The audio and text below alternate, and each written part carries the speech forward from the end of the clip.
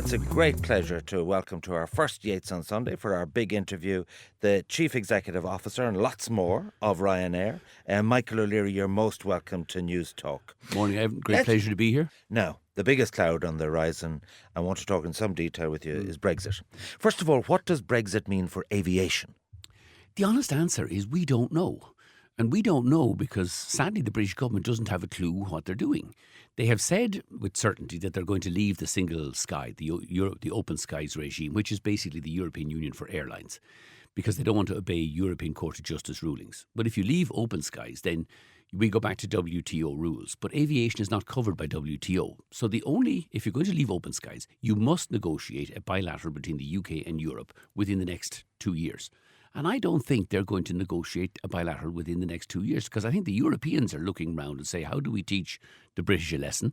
How do we teach the British man in the street a lesson?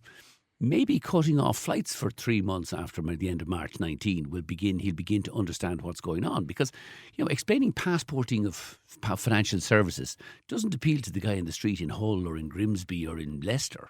But he can't go on holidays, fly to Spain for his summer holidays. Now they could begin to understand what's happening. And I think there's a real risk that there will be no flights to and from the UK for a couple of weeks or a couple of months after March 19, because it's one of the ways they're going to demonstrate to Joe public, this is what you're leaving. As an aviator, what do you think is the optimum solution? Because people, there's 55 million people in the UK, they still have to travel. That's a mutual desire amongst Europeans and Brits. So what do you think is the optimum solution? Look, the optimum solution is Britain doesn't leave the biggest free trading bloc in the world. But I think they may well change their minds in 2 years' time. I hope some common sense will prevail. Michael O'Leary, wish you every continued success, both on the track and in the air. Thank you for joining us on Yates on Sunday. Thanks, Ivan, and good luck with the programme.